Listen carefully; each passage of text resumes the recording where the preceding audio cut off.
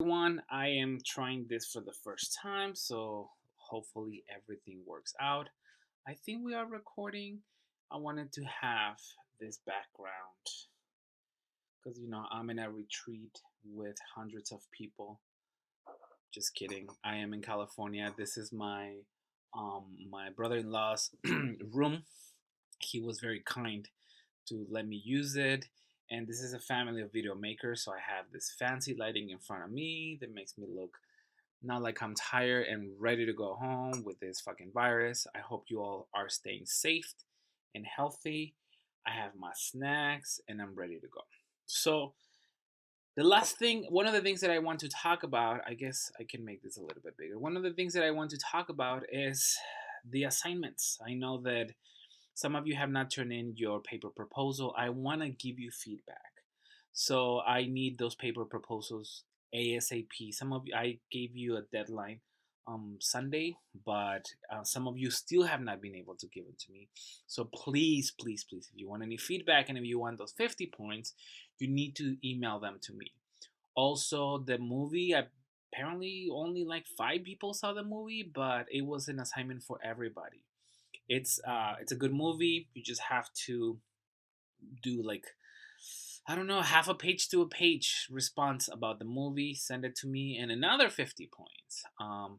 And then the midterm grades should be already on Blackboard, so you need to go check Blackboard, all the grades, what's missing, what you need, if there's anything else that I haven't graded, if you turn in something that you don't see there, email me. Otherwise, we're gonna get a little bit behind. Everything got out of control for a second between me traveling, doing job interviews, and this whole virus. Is just it got crazy. But it seems like I'm finally putting it all back together. So again, you have to check me. You have to keep me in check so you get your grade. When it comes to the reading responses, I don't want to cancel that assignment because the reading assignment, because some of you already responded. It is not fair for them to do it and the rest of you not to do it. So still choose a reading that is highlighted in the syllabus and respond to it, and then also email me that. But the rest of the assignments, meaning watching these videos and responding to those videos, everything that I gave you in the instructions that I emailed you and that also on Blackboard, all of those responses are going to be posted directly onto Blackboard. So once again, the movie review, the paper proposal, and the reading assignment, which most of you should be pretty much done with the three of them by now. They need to be emailed to me. The responses to these videos from now on, those are posted on Blackboard. So just make sure that you know that. If you have any questions, also go on Blackboard, because I'm going to have all your emails with all your assignments. And then on top of that, questions, it's going to be overwhelming. So let's just keep the questions from now on onto Blackboard. And I'm going to be checking every day to make sure that everything is fine. I'm going to thank you in advance for your patience. It's a really weird times. It's a really strange times. But also, as we learn from history, this is not the first time that this has happened. And we are in a somehow privileged position, a lot of us. So we have to be thankful for that. But also, we need to work with what we have. And fortunately, we have technology. And even though technology hates me, we can still do this. So, why don't we start? We left off talking about the 17th century. I don't think we've gotten into the 18th century. Again, if we started talking about the 18th century in Mexico, let me know. But before we continue talking about Mexico, I think it's time to go to South America. So there's a lot of cultures, there's a lot of things happening in South America. Um, Prior for this from the Spanish to arrive, but we're going to concentrate on the Incas because there's some really interesting comparisons that I'm going to make between the conquest of the Aztecs and the not conquest, the invasion of the Aztecs and the invasion of the Incas. So, and the reason why I'm doing this, concentrating on these two groups, is because they're the biggest empires that exist in the quote unquote New World. So it is important to keep that in mind, to understand that that that there's so much scholarship on these two groups because they were the biggest empires.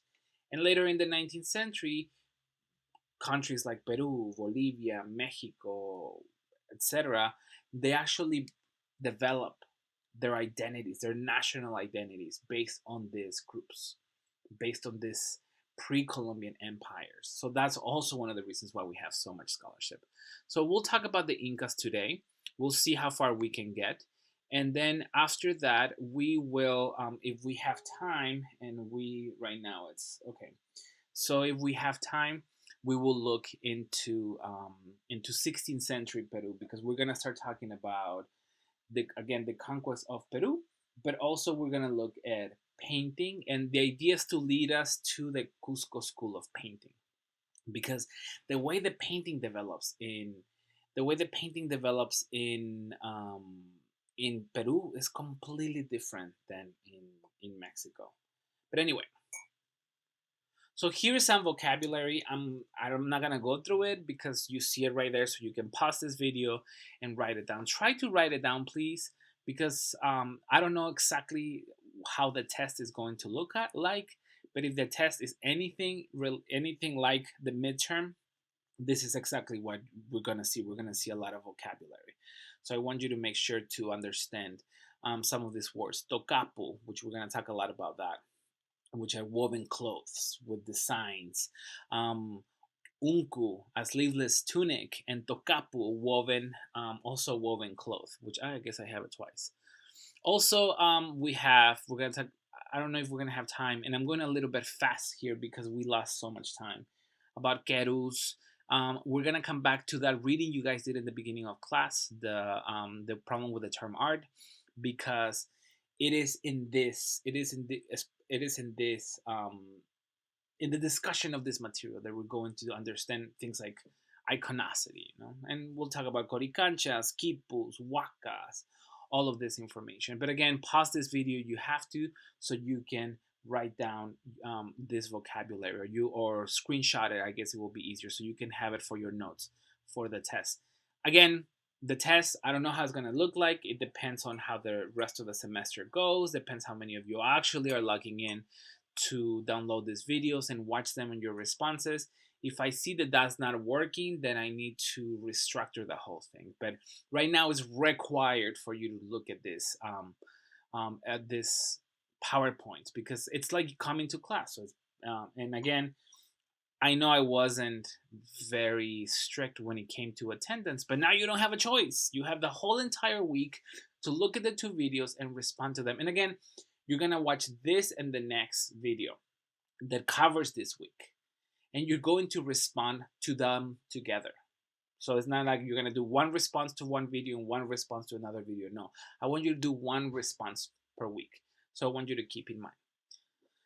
So the Inca is an empire that existed fewer than 2 centuries by the time the Spanish set foot at Andean land in 1532, and the Inca, just like the Aztecs, was one of the biggest groups that we understand existed in the Americas, but also relatively new, just like the Aztecs. The Aztecs were not in power as the main empire of Mesoamerica till the late 1300s, the early 1400s, so just a couple hundred years before the Spanish arrived. Same thing with the Inca. The value of material culture is very different than in Europe. For instance, textiles were more valuable than gold. Once again, one of the reasons why we are talking about the Inca, one of the reasons why we talked about the Aztecs in such detail, is because I want you to understand that there's different epistemologies in place at this time. So for us to understand the value of textiles, for us to understand the value of rocks, is to understand that the Spanish didn't get it, that the Spanish hunger for gold, that the Spanish ideas of writing, the Spanish ideas of art simply did not match what was happening in the Americas. Atlas were the chosen woman designated to wave these important objects. So this is also an important topic, meaning we have to also be aware that we cannot romanticize these cultures. That there's there's division of labor, there's divisions of classes, there's divisions of race, and there's a lot of things that function, and not the most um, not in the most idealized way. I don't have another word. So we have to understand that ideas of race, gender, and class existed differently, but also existed before the Spanish arrived. So when the Spanish arrived, they just adjusted to that. Again, the tradition of textile came before the development of ceramics, and we'll look at some of the early textiles from the Wari culture. Over 10 million people lived in the empire, which was again the largest empire at the time the Spanish arrived. Think about it; it was from all the way to from Peru all the way to Chile, so expanded in this long terreno or territory. The rulers of the Inca Empire were known as the Sapa Inca, and they legitimized the power of Inti, the Sun Lord. And similarly to Mesoamerica, they connected the universe to the earth. Think about sacred commoners, the idea of sacred commoners, and something that we talked about when it came to the Aztecs, that the priests, the rulers, were sacred commoners. They were just like regular people, but at the same time, they intercede in behalf on behalf of humans with the gods. So the Sapa Inca is something similar, and just like Huitzilopochtli was the main deity of the Aztecs, for the Inca is going to be Inti. People pay taxes to emperors with labor as opposed to money. That was the Nita system, and this is also important to know because just like gold doesn't have that value, just like textiles have a specific value, we have also this system of labor that is very different than what we see in Europe. And they first settled in the Andean Valley about 1200 CE. They remained a small kingdom until 1438, so not even 100 years before the Spanish arrived. Pachacuti was the emperor who expanded the empire first, and then from that, successive Sapa Incas continued this expansion. And here is a map of Peru. Here's a map of Peru, but also we need to understand. I don't know if you can see my cursor. I think you do. That the Inca Empire expanded all the way down here, so it was a gigantic empire, and again, it was the largest empire of the world before the Spanish arrived. And here we have just a timeline. Again, you also can take a screenshot of this timeline to give you a little bit of an idea of the history of the Incas. Here is the Incas in the different areas of South America. And again, from 1538 to 1532, merely 1 century, they were this powerful, this powerful, this powerful culture. But we're gonna look at a couple of objects from the Wari culture, also a couple of things from the Nazca culture. And from the Wari culture, for example, we get a lot of technologies that continue on to the Incas, construction techniques, also textile techniques. So while we don't have time to talk about the different regions in the different periods, such as the formative, early horizon, and intermediate, we are going to talk about a couple of examples just to give you an idea that the Inca don't come out of nowhere. The Inca actually, there's a process that has been growing, brewing in the Andean Valley for centuries. And I think some of you might be familiar with this. These are the famous Nazca lines that gives us a little bit of an introduction to the Nazca culture. And believe it or not, these are, I mean, you believe it, these are bird's eye view pictures of the Nazca Valley, and you can actually see some of these formations. And we did not know of the existence of these Nazca lines up until the 1920s. And the reason is because we didn't have the aerial technologies to be able to see some of this. The zoomorphic geoglyphs are the oldest and most esteemed. It appears to have been made with a single continuous line. Today, it is believed that the geoglyphs were created by the Nazca people, whose culture flourished in Peru sometime between the year 1 and the year 700 CE. Most geoglyphs were formed by removing weathered stones from the desert floor, stones that had developed a dark patina known as desert varnish on their surface. Once removed, the lighter stones below became visible, forming the famous Nazca Lines. And again, there's ideas that they could have been made for the heavens, for the heaven creatures to admire. And also there's an idea that perhaps these were walkways, like ceremonial walkways for important kings. Some lines also seem to point in the direction of the mountains, the origin of fresh water for the desert south coast of Peru, because these are almost deserted areas. Snowpack melts high in the mountains and then becomes runoff and a vital source of water for the coast. In fact, ancient underground water channels are sometimes marked on the surface by Nazca geoglyphs, particularly at the points of intersection. These have been dubbed quote unquote ray centers, spots where lines converge. Offering, offerings have been found at these points, including conch shells. So water is an important element for these cultures, kind of like what we saw with the Teotihuacanos. So again, this is why I talked about in the beginning of class of the ridiculous theories behind the aliens coming in and helping all cultures create pyramids and things like that. Every culture, every sedentary culture has very basic needs, which is connection with the earth, connection with water, connection with the natural elements. But they are manifested in different ways. In Teotihuacan, they're manifested in one way, and in Nazca or in the Andean Valley, they're also manifested in a different way. And here's a close up of how some of those Nazca lines looked. So it's this possibly, and I'm not sure, this is possibly this center that you see right here with the monkey tail. The spirals on the desert floor in the monkey's tails and S independent abstract designs may refer to the spirals found in conch shells and thus may reference water. The same shape appears in Nazca Puquios, gradually descending tunnels that tap ancient subterranean aquifers and water channels.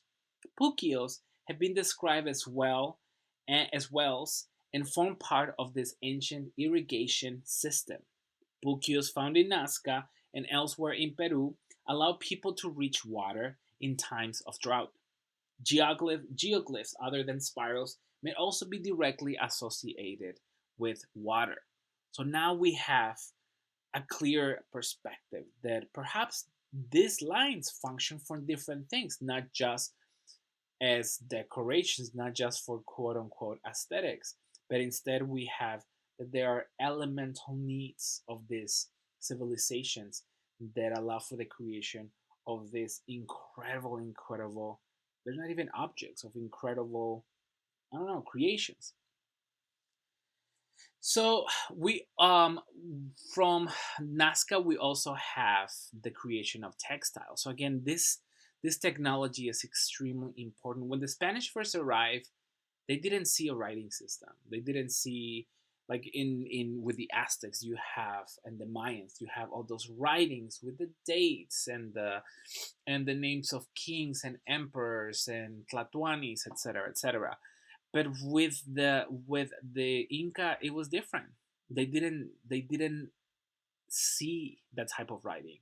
They couldn't recognize that it was through their textiles. It was through the lines in the landscape. It was in the layout of their cities that you actually have a writing system. So writing was everywhere, but the Spanish have one way to understand writing, right? So they didn't give importance to textiles, but this important that they didn't give importance to textiles as sources of writing, and it's because of this reason that we have a long history. So again, textiles as a form of writing, it's not something new, not something that started with the Incas in the 1430s, but instead they have been around. And here's a good example of it. This is a Nazca mantle. They're part of the Paracas textiles. And I have a close up of this. And in this textile, we see 90 figures. I don't know if you can see them right here. I'll come back to that. There's 90 figures that are decorating the border. created by needle kneading, and have been interpreted as a microcosm of life on Peru's south coast 2,000 years ago, with a particular focus on agriculture. The combination of materials suggests extensive trading relationships, for while cotton was grown in coastal valleys, wool came from camelids, such as llamas, alpacas, and vicuñas, that live at high altitudes in the Andean mountains.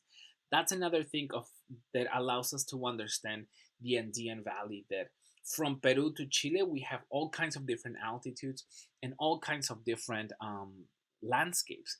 So that creates different vegetation, that creates different flora and fauna.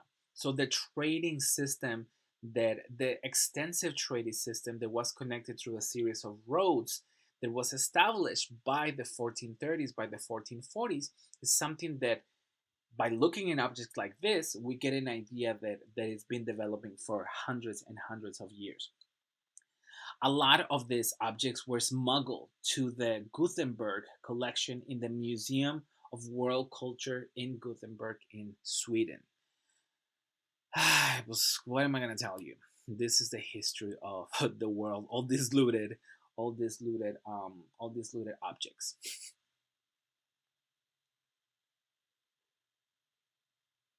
In the ancient cemeteries of the Paracas Peninsula, the dead were wrapped in layers of cloth and clothing into quote unquote mummy bundles.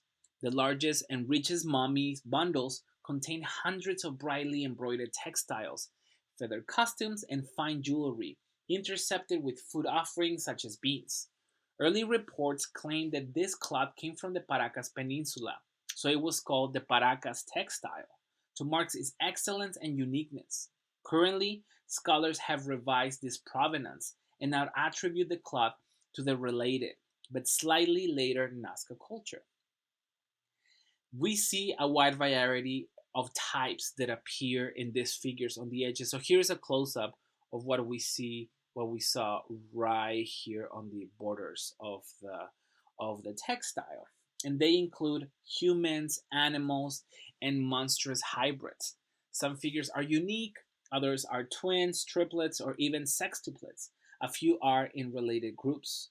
Most of the animals and plants that appear can be tied to species still found in the south coast, and many human figures wear or carry items that directly relate to the archaeological record. As in many societies, costume priests may have acted as interpreters and mediators between the natural and supernatural world. Again, hashtag sacred commoners. The costume figures may also represent an intermediated stage in the transformation from real living person to spirit. Since Paracas and Nazca textiles were used as funeral wrappings, it would be appropriate for their designs to reflect such a transformation. Other border details rather than realistic, seem to be fantastic or mythological. The severed heads, sometimes called trophy heads, brandished by some figures, for example, sometimes sprout flourishing plants, and it's almost to suggest themes of sacrifice and fertility. I always joke that when archaeology and anthropology has such an old object and doesn't have any context for that object, they always say it's because of fertility. And snake like streamers that flow from some figures do not correspond to any object and may indicate supernatural qualities. This is also a good time to remind you that if you have any questions at any point, please write them down. Stop that video, write down your question, go to the board, which again, in the sidebar on Blackboard, when you see week one assignments, click on that, and then you're going to see a link to the boards, to the chat boards. So that's where you're going to add your question. Say, Professor Ortega, guara la cuchara, and I will be like, yes, guara la cuchara. So, but again, don't hesitate. If you have a question, if something is not clear to you, then just stop the video and then write your question and then go ahead and add it to the boards on Blackboard. So here are a couple of examples, and again, we're going really fast. And here we have a couple of examples of the type of structures that we're going to see in the Inca, the technologies of putting these sort of massive stones, later going to become boulders, to create these temples to create these important structures is something that was part of the worry for a long time, part of the Andean culture for a long time. The site, for example, was occupied between the year 550 and the year 1100. Its main use was for ceremonies, and the site was not complete when it was abandoned. So we have, again, I guess I went really fast with it, but one of the reasons why I'm showing you this is precisely because of that, because some of these buildings mark important points in their system of roads there was the Andean culture and or the Andean territory, and many times in this stops of the roads you're going to see some of those structures, and they serve different purposes, including almost like marking plazas, public plazas, etc. We know that the Inca Empire at its greatest extent sprawled from the modern day city of Quito in Ecuador all the way to the city of Santiago, Chile. At the center of the empire was the capital city of Cusco. The empire was connected by a road system, and here is the name of the road system, Capac Ñar. And that was used for official Inca business only. Soldiers, officials, and Llama caravans carrying food, ceramics, textiles, and other items used the roads, and so did message runners. These runners were stationed at regular intervals along the roads so the messages could travel swiftly throughout the empire.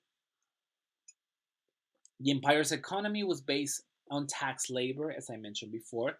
People contributed part of their labor to the state, and the state controlled religion. People farmed and herded animals, worked in mines, and produced specialized goods such as clothing and pottery. The surplus was stored in numerous warehouses or tambos for use by the army and state laborers. And here we have a view of the city of Cusco of how it looks today. In the center, we're going to have the main plaza, and then we have a church that has its beginnings in the 16th century. The facade, I believe, is from the 17th or 18th century. But the elevation of the city of Cusco is 11,200 feet. The city of Cusco was the capital of the Tawantinsuyo. And Tawantinsuyo means land of the four quarters. The Inca name for the empire in the native language, Quechua. Again, Tawantinsuyo. I believe that's part of the vocabulary. The city of Cusco, you have to think of the city of Cusco as an axis mundi. It was the center of existence and a reflection of all Inca power. The city was divided into two sections, the Hanan section, the upper or high section, and the Hurin section, the lower section, which paralleled the social organization of Inca society into upper and lower moieties or social divisions. And again, this is how it looks today. That is flooded by tourists. There's a real problem with tourism in Cusco, meaning that people come to almost leave these fantasies to enact these fantasies of this world, this Inca world that doesn't exist, and it thrives the economy. It drives the economy in a way, but also creates a lot of problems in the way that people perceive Peruvians. It's like a whole nother thing, but I digress. Cusco was further divided into quarters that reflected the four divisions of the empire, and people from those sections inhabited the respective quarters of the city. In this way, the city was a map in miniature of the entire Inca Empire, and a way for the Inca rulers to explicitly display their power, to shape and order that empire. Some scholars think that the city was deliberately laid out so it was shaped like a puma, and this is a picture that you see right here, a symbol of Inca might, but this is still under debate.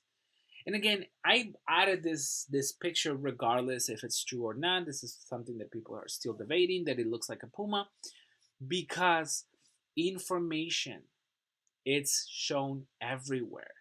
The epistemologies of the Incas are reflected everywhere, are reflected in the proximity of the cities to certain mountains. Mountains were almost like huacas, like these sacred sites. The Spanish, for example, made fun of the Incas because they said that they talked to them. But there was a different connection with the land that the Spanish could not understand. Think about Teotihuacan and how water is reflected in the murals, in the outside of the pyramids, in the tunnels underneath the pyramids. It's all about water. So information is everywhere. Remember when I show you the pictures of the Cerro Gordo in the background, and then you have the pyramid right here, and the closer you were getting to the the pyramid, the Cerro Gordo in a way disappeared, and you saw the pyramid. That is an example of how the meaning of the cities was enacted, was performed. You have to walk around the city in order for these things to make sense. The same thing with the Inca. Information is in the textiles. Information is in the facade of the buildings. Information is in the size of the boulders of these buildings. Information is in the layout of the city. So, regardless if it's true that the city is actually laid out like a puma, it is important to know. It is important to know this, that it was divided into different quarters that reflected the division of the empire, but also this, that the existence of the Inca, the spirituality of the Inca, you can see it everywhere. At least the Incas, because the Spanish were too stupid and couldn't see it. Not that they were too stupid, but it's just they didn't get.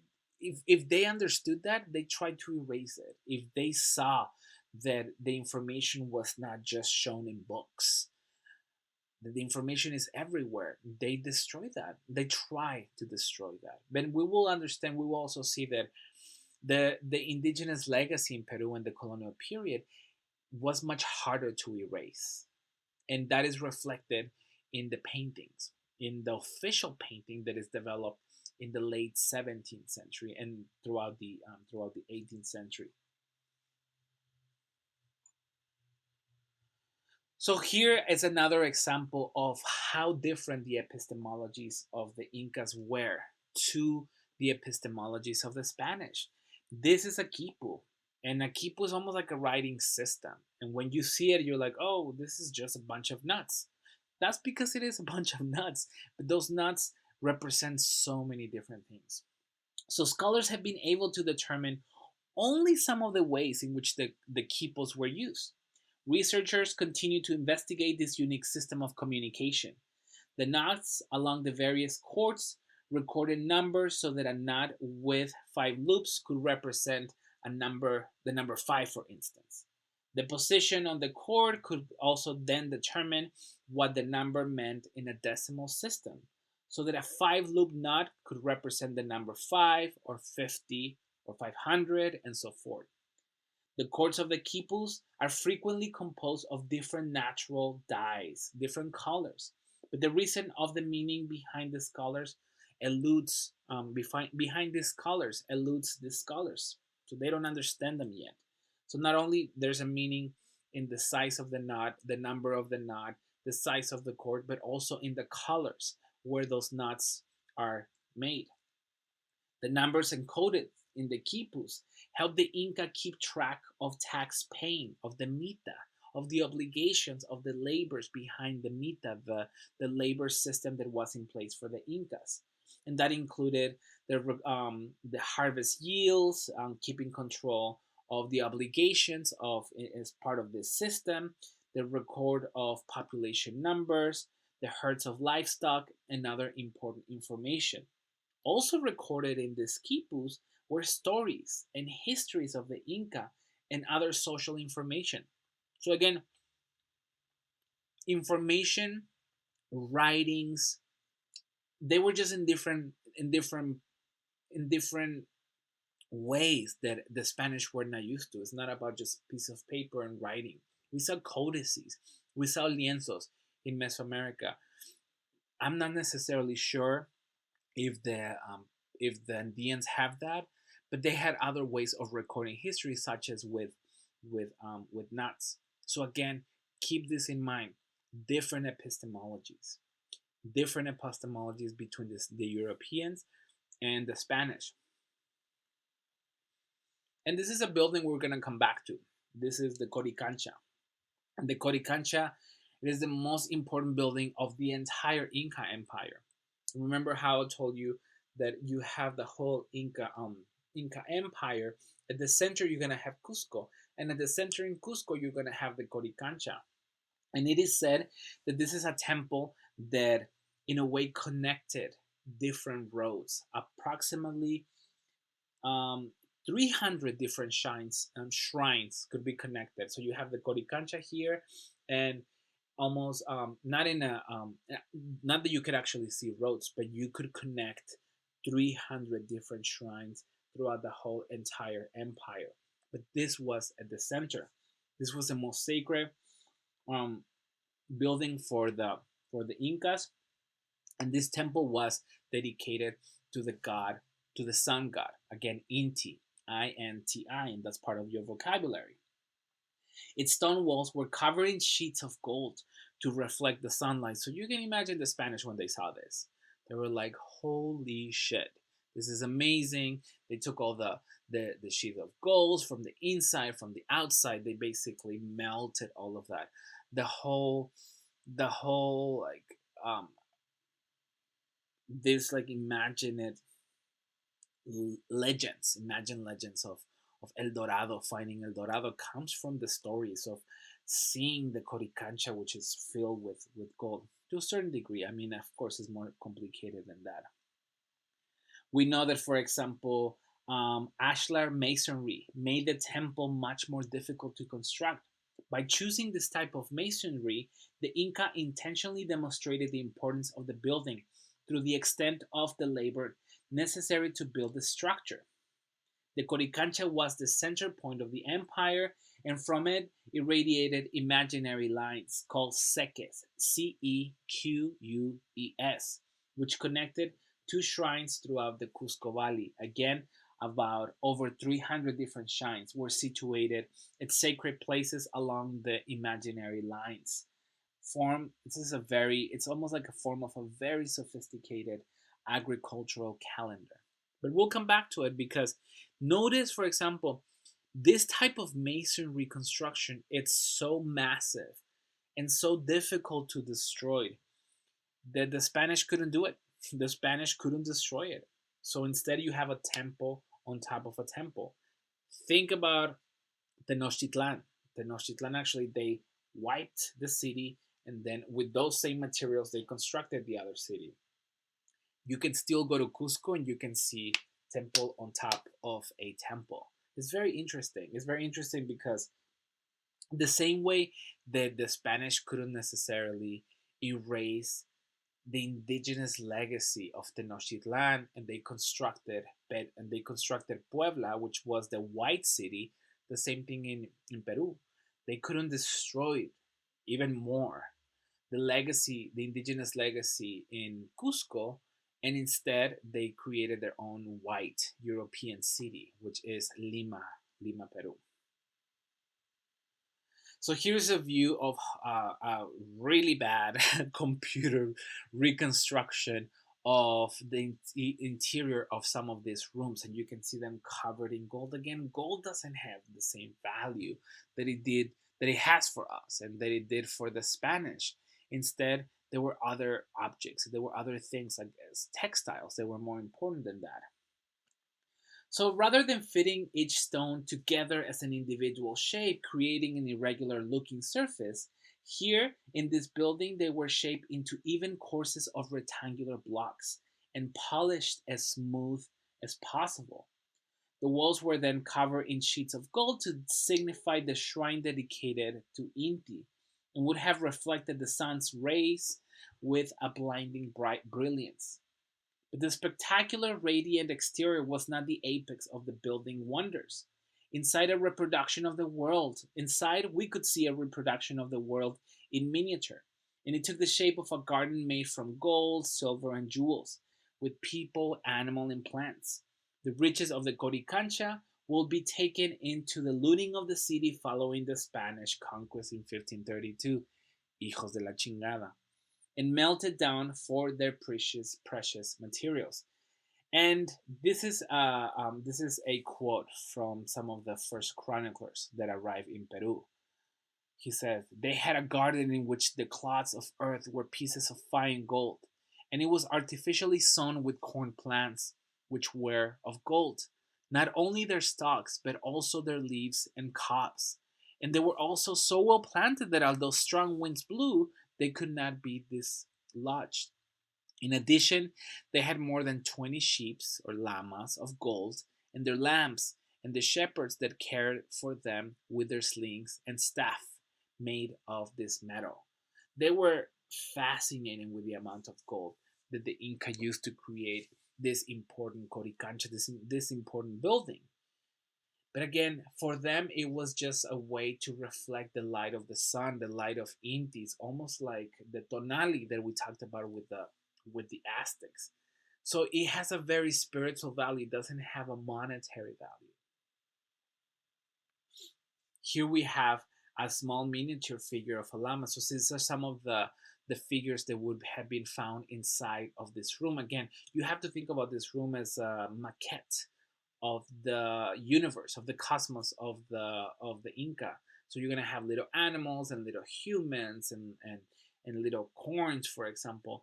But people are debating because I know that there's several of these corns that survive. I think one of them was in Berlin, which is the one that you see right here. Another one is in the Denver Art Museum, so we can see it here in this country. Not right now because it's not a good time, but out of those two, I think this is the only one. The one, I mean, the one in Denver. I think that's the only one that actually is real. Because again, between the looting, between not only looting in the 16th century, but also looting in the 17th, 18th, 19th, and 20th century, some of these pieces end up in different markets, and people do not necessarily know if they are actually the real piece. The only ones that scholars and museums have been able to determine as being a real one, at least with the corn, is going to be the one in Denver, which unfortunately I don't have a picture of, but I'm sure you can go to their website and found a little bit of information. So, while many ancient Andean art traditions favor abstract and geometric forms, Inca visual expression often incorporated more naturalistic forms in small scale metal objects. Llamas, for example, are a vital source of meat and wool for Altiplano communities, as well as being pack animals. The size and health of these herds are a direct measure of a community's health and prosperity. Along with miniature human figurines, miniature golden llamas were deposited as offerings to accompany high altitude human sacrifices to the mountain deities to ensure the arrival of the life giving moisture that replenishes the altiplano grasses and promotes the fertility of the herds. Found possibly in the main Coricancha and later given as a trophy of war or gift to Charles V. Again, just like Cortes runs back to Spain with a bunch of gold and a bunch of objects from Mesoamerica, the same thing we're gonna see with the Spanish that arrive into Peru. I'm checking my time because I think we are good still. I think I have a couple of more minutes. But again, we know that there's a specific importance given to textiles. And here I know this is a painting of Diego Rivera that has nothing necessarily to do with the Incas, but I wanted to show you that this is sort of the method that the Incas use in the creation of their textiles. This is the backstrap loom or weaving that was also common in Peru.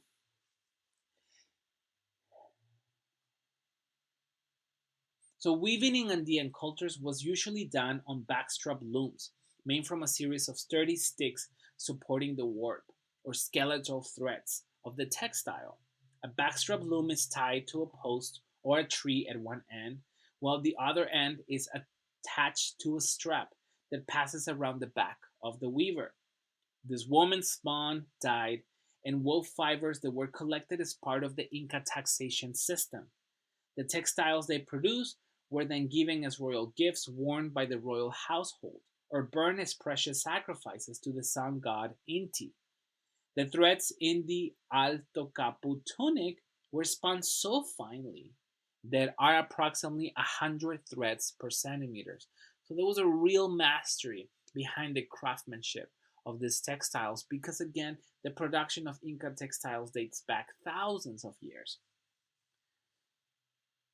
Um, and again, we have a couple of examples. We have one. This is not from the same technique. This is actually a miniature dress that it's made with actual feathers. They're colorful bird feathers. The miniatures that you see right here are 1/4 to 1/3 the size of full-size garments, and they were also common. Since their manufacture follows the convention used for full-size male and female garments, technical construction and pattern features allow the distinction between women dresses and men tunics to be seen. The use of such miniature garments in ancient Andean cultures is unclear. They may have been symbolic substitutions embodied in votive contexts, so sort of offerings.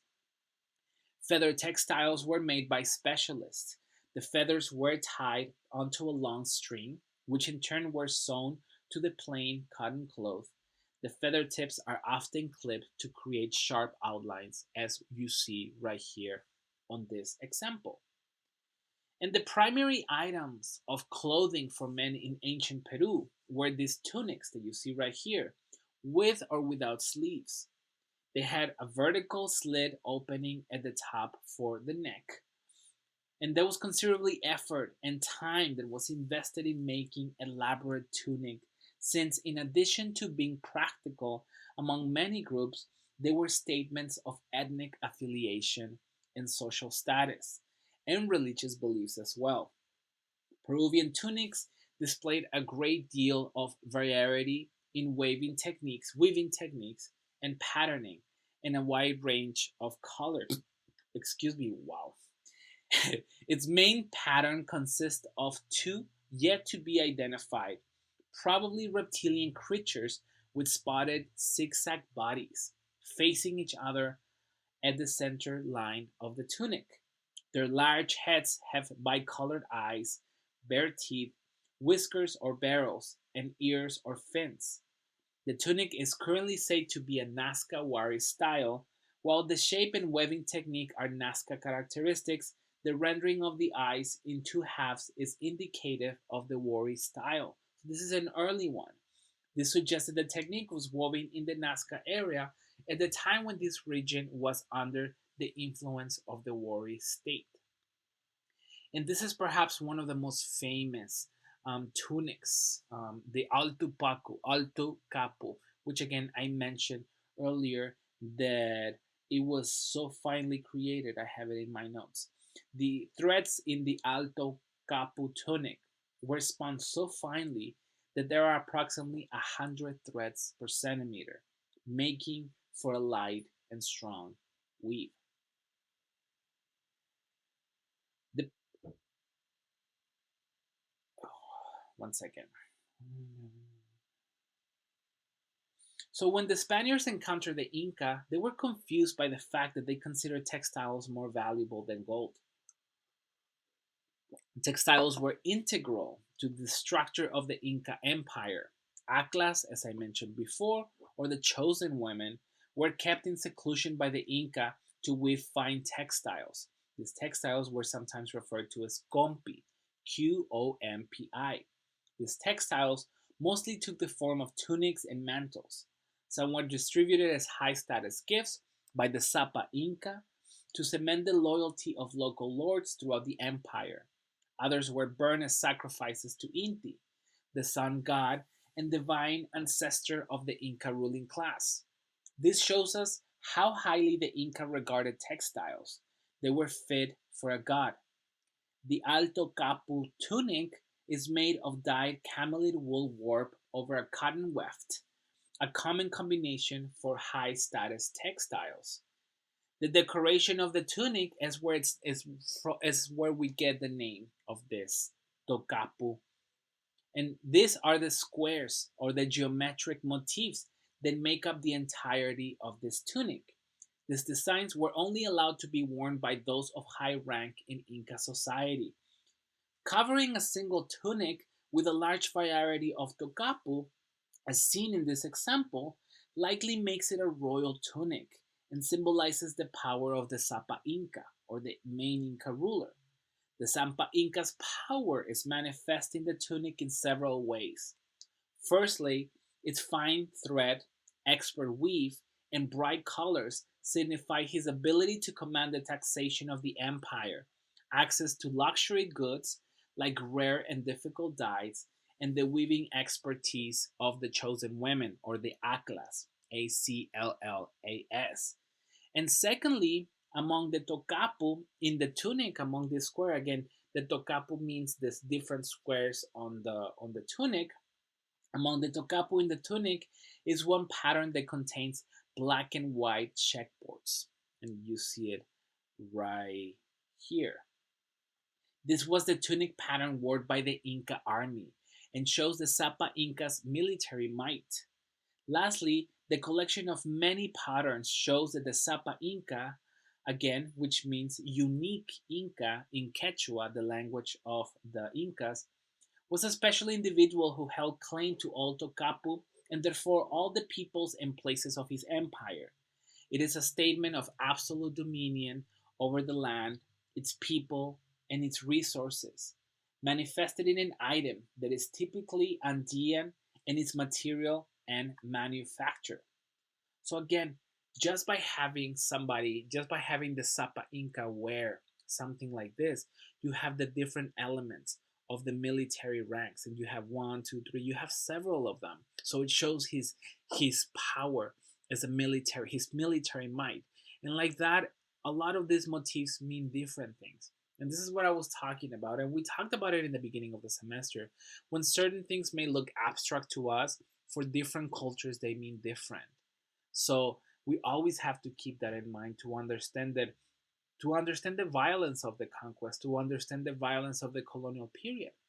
Because when the Spanish arrived, they didn't give importance to that. Again, they were confused by the fact that they placed so much importance to the textiles. Nonetheless, they still adapted to them. So, for example, here you have one from the 16th century. I wish I knew where this tunic is at, because apparently is in the U.S., probably in some rich person's house. This is referred to as the unku with a heraldry, and this is from the 16th century. And again, right away we see these little lions, and right away we know that this is not from the Inca Empire. This shows you the introduction of European systems of or conventions, of illustrated conventions or art conventions, and how they are coming into place, or how they're melting, or how they're clashing, because a lot of people talk about these hybrid objects as the melting of two cultures. I don't think about it like that. I think about it as the clashing, the colonization of one form of understanding art with another. The materials are familiar from pre-Hispanic garments. We have that this one is made out of llama, wool, and cotton. The lines that you see at the neck have Iberian origins, probably adopted from some, maybe a Spanish coat of arms. They show how indigenous weavers selectively appropriated foreign elements to serve their own ends, be they were political or just simply aesthetic. On the reverse side, we see a two-headed eagle known from the Habsburg heraldry, and the Habsburgs were the family that were in place in the Spanish crown when the Spanish arrived. So from the early 16th century all the way to the year 1700, when we have a shift in the families, which is going to be the Bourbons. So you hear me say the Habsburgs or the Bourbons. Those are the two main families that dominate the colonial period in Latin America. The mix of the tocapu, the lions, and eagles function as a kind of quote unquote doubling, evoking notions of royalty and prestige through both Inca and Iberian sign systems. This is the part where I want to say any questions, but you will send me those questions. But I think this is a good point to start. I think we have approximately 55 minutes, or almost an hour, and 15 minutes or so that normally the class will last. going into reviewing your questions, and go into Blackboard and try to again send me your questions or your comments, or tell me if this is working out for you, if the video is fine, if you couldn't play it, anything. So spend, I mean, if you couldn't play it, you won't be able to do that. To say that this is working, this week is going to be like an experiment. If it fails, then we'll figure maybe Zoom meetings. I don't want to do Zoom meetings because that's assuming that everybody has access to really good computers and really good Wi-Fi. And I'd rather just post these videos and give you guys an entire week. I'm gonna try to post 2 videos at the beginning of the week, so you have the whole entire week to watch them and to respond to them. Again, you only supposed to respond to you're only supposed to write one response per week, and the rest and I think we're gonna do that like 4 or 5 weeks. I still haven't checked when the final's supposed to be, but we'll do that. And maybe one be, I don't know, I have to make it entertaining enough, but also I want to make, again, this is very strange. I've never done this before. I've done podcasts, not only my podcast, but I also done podcasts. That's a unique and different thing for me. So let me know what you think. Let me know if you like it. Let me know if you have any questions, and I will keep that in mind. I'm going to see who's asking questions every week. Final grade. So when I go and give you your final grade at the end of the semester, and I know that you have a C plus, but I mean you have a C, um, and maybe I can help you get a C plus, but maybe I can help you get a B minus or something like that. I will go